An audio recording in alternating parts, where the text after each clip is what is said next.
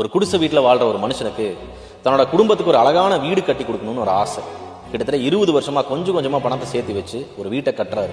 கட்டி முடிச்சதுக்கு அப்புறம் சுத்தி இருந்த அவரோட ஃப்ரெண்ட்ஸ் ஃபேமிலி எல்லாத்தையும் இன்வைட் பண்ணி ஒரு ஃபங்க்ஷன் கண்டக்ட் பண்றாரு. அந்த ஃபங்க்ஷனுக்கு வந்தவங்களுக்கு எல்லாத்துக்கும் ஸ்வீட்ஸ் வாங்குறதுக்காக கடைக்கு போறாரு. போன நேரத்துல அவரோட வீட்டுக்கு பக்கத்துல ஒரு நிலநடுக்கம் ஏற்படுது. அந்த நிலநடுக்கத்துல அவர் கட்டின வீடு தரமட்டமா நொறுங்குது. அதை பார்த்து அவரோட ஃப்ரெண்ட்ஸ் ஃபேமிலி எல்லாரும் கண்ணீர் விட்டு அழுக ஆரம்பிக்கிறாங்க. போனவர் திரும்பி வந்து பாக்குறாரு. திரும்பி வந்து பார்க்கும்போது அவர் கட்டின வீடோட தடயமே இல்ல, தரமட்டமா நொறுங்கி போய் கிடக்குது. இருந்தாலும் அவர் வாங்கின ஸ்வீட்ஸ் எல்லாத்தையும் கொஞ்சம் கொஞ்சமா எல்லாத்தையும் கொடுக்க ஆரம்பிக்கிறாரு. உடனே இதை பார்த்து இவரோட ஃப்ரெண்டு கோவப்பட்டு இவர்கிட்ட வந்து, உனக்கு என்ன பைத்தியம் பிடிச்சிருச்சா, நீ கட்டின வீடு இப்படி தரமட்டமா நொறுங்கி போய் கிடக்குது, நீ எல்லாத்துக்கும் ஸ்வீட்ஸ் கொடுத்துட்டு இருக்க அப்படின்னு சொல்லி கேட்கிறாரு.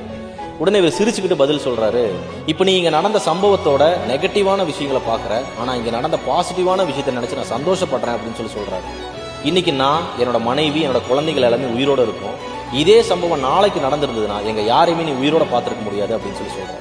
த moral of the story is, நாம் ஏதோ ஒன்றை இழந்து கொண்டிருக்கின்றோம் என்று நினைக்கும் நேரத்தில் கூட ஏதோ ஒன்றை அடைந்து கொண்டுதான் இருக்கின்றோம். அது நாம் அடுத்த நிமிடம் இழுத்துவிடும் மூச்சாக கூட இருக்கலாம்.